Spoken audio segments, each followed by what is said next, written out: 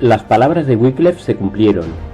Mientras la cristiandad se hallaba envuelta en tumultos, el reformador, en su rectoría de Lutherworth, se dedicó a la tarea que había escogido y al fin completó la obra que se había propuesto, el arma más poderosa contra Roma, la Biblia. Entonces, la palabra de Dios quedó abierta para Inglaterra, había puesto en manos del pueblo inglés una luz que jamás se extinguiría. Como todavía no se conocía el arte de imprimir, los ejemplares de la Biblia no se multiplicaban sino mediante un trabajo lento y fatigoso. Muchos, voluntariamente, se dedicaron a copiarla en su totalidad o porciones de ella. Así es como la Biblia de Wycliffe no tardó en abrirse paso en los hogares de la gente. En lugar de los dogmas papales, Wycliffe enseñaba las doctrinas distintivas del protestantismo, la salvación por medio de la fe en Cristo y la infalibilidad única de las Escrituras, y así es como la nueva fe fue aceptada por casi la mitad del pueblo inglés. La aparición de las Escrituras llenó de profundo desaliento a las autoridades de la Iglesia. Estas ahora tenían que enfrentar a un agente más poderoso que Wycliffe, un agente contra el que todas sus armas servían de poco. Nuevamente, los caudillos papales quisieron silenciar la voz del reformador. Le citaron sucesivamente ante 3 tribunales para juzgarlo, pero sin resultado. Primero, un sínodo de obispos, con el apoyo de un joven Ricardo II, declaró que sus escritos eran heréticos. Obtuvieron un decreto real que condenaba a prisión a todos los que sostuvieran las doctrinas condenadas. Wycliffe apeló del sínodo al Parlamento, demandó al clero ante el Concilio Nacional y exigió una reforma de los abusos sancionados por la Iglesia. Con poder de convicción, describió la usurpación y las corrupciones de la sede papal. Entusiasmados por las elocuentes interpelaciones de Wycliffe, el Parlamento revocó el edicto de persecución y el reformador se vio nuevamente en libertad. De nuevo lo volvieron a citar para llevarlo a juicio, y esta vez ante el máximo tribunal eclesiástico del reino. En él debía asegurarse el triunfo para Roma y ponerse fin a la obra del reformador. De este modo, Wycliffe se vería obligado a jurar de sus doctrinas o de lo contrario saldría del tribunal para ser quemado, pero Wycliffe no se retractó. El poder del Espíritu Santo se dejó sentir en la sala del concilio. Una influencia de Dios cayó sobre los oyentes. Con poder irresistible lanzó contra los acusadores el cargo de herejía que pesaba sobre él. ¿Por qué se atreven a diseminar sus errores? ¿Por amor al lucro? ¿Para comerciar con la gracia de Dios? ¿Contra quién piensan que están contendiendo? ¿Contra un anciano que ya está al borde del sepulcro? No, contra la verdad que es más fuerte que ustedes y que los vencerá. Luego de decir esto, se retiró de la asamblea sin que ninguno de sus adversarios intentara detenerlo. Por tercera vez, Wycliffe fue emplazado para un juicio ante el Tribunal Papal de Roma, pero impedido por un ataque de parálisis no pudo realizar el viaje. Desde su rectoría, el reformador escribió al Papa una carta que, si bien fue redactada en tono respetuoso y espíritu cristiano, era una aguda censura contra la pompa y el orgullo de la sede papal. En la carta, Wycliffe enseñó al Papa y a sus cardenales la mansedumbre y humildad de Cristo, haciéndoles ver, no solo a ellos, sino a toda la cristiandad, el contraste que había entre ellos y el Maestro a quien profesaban representar. Wycliffe estaba convencido de que su fidelidad iba a costarle la vida. El rey, el Papa y los obispos estaban unidos para lograr su ruina, y parecía seguro que en pocos meses a más tardar lo llevarían a la hoguera. Sin embargo, él decía: ¿viviría yo para quedarme callado? Jamás. Que venga el golpe, lo estoy esperando. No obstante, la providencia de Dios aún velaba por su siervo y no cayó víctima del odio de sus enemigos. En su iglesia de Lutherworth cayó herido de parálisis y murió al poco tiempo. Wycliffe surgió de entre las tinieblas de la Edad Media. Suscitado como Juan el Bautista para cumplir una misión especial, fue el heraldo de una nueva era. Echó cimientos tan hondos y amplios y dejó una estructura tan firme y exacta que no necesitaron hacer modificaciones quienes lo sucedieron en la causa.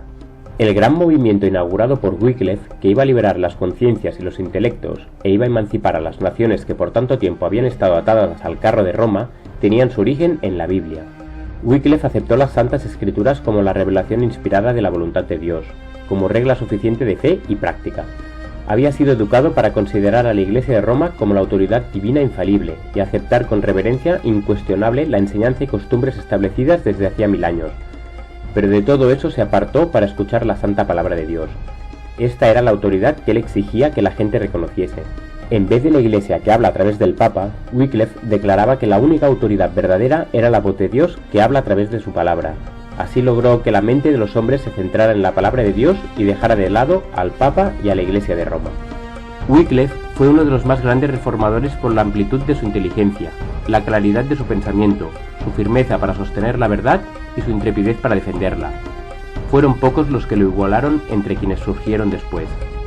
El carácter de Wycliffe es un testimonio del poder educador y transformador de las Santas Escrituras. La Biblia expande la mente, aguza las percepciones y madura el juicio. El estudio de la Biblia ennoblecerá el pensamiento, los sentimientos y las aspiraciones. Da constancia en los propósitos, paciencia, valor y perseverancia. Refina el carácter y santifica el alma. Un estudio serio y reverente de las Escrituras daría al mundo hombres de principios más nobles que los que pueden resultar de la más hábil enseñanza de la filosofía humana. El salmista dice: «La abertura de tus palabras alumbra, a los simples les da inteligencia». Las doctrinas que enseñó Wycliffe siguieron cundiendo por algún tiempo. Sus partidarios, wyclifistas y lollardos, no solo recorrieron Inglaterra, sino que esparcieron por otras partes y llevaron a otros países el conocimiento del Evangelio. Algunos miembros de la nobleza y la misma esposa del rey estaban entre los conversos. En muchos lugares se notó un cambio notable en las costumbres de la gente y se sacaron de las iglesias los símbolos idolátricos del romanismo. La despiadada persecución se desató sobre aquellos que se atrevían a aceptar la Biblia como su guía. Los monarcas ingleses, ansiosos por confirmar su poder con el apoyo de Roma, no vacilaron en sacrificar a los reformadores. Por primera vez en la historia de Inglaterra fue decretada la hoguera contra los discípulos del Evangelio. Se los perseguía como enemigos de la Iglesia y traidores de la realeza, pero ellos continuaron predicando en lugares secretos, buscando refugio lo mejor que podían en las humildes casas de los pobres y muchas veces escondiéndose en cuevas y cavernas de la tierra.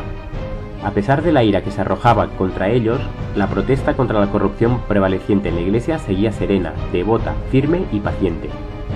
Esos hombres piadosos habían aprendido a amar la palabra de Dios y obedecerla, y por ella sufrían con paciencia. Miles de ellos, aterrorizados por la furia de los perseguidores, compraron su libertad a precio de sacrificar su fe, y al salir de las cárceles llevaban el hábito de los arrepentidos para hacer pública su retractación. Pero no fue escaso el número que sin miedo daban testimonio de la verdad en los calabozos, gozosos en medio de las torturas y llamas, de ser contados en la participación de sus padecimientos.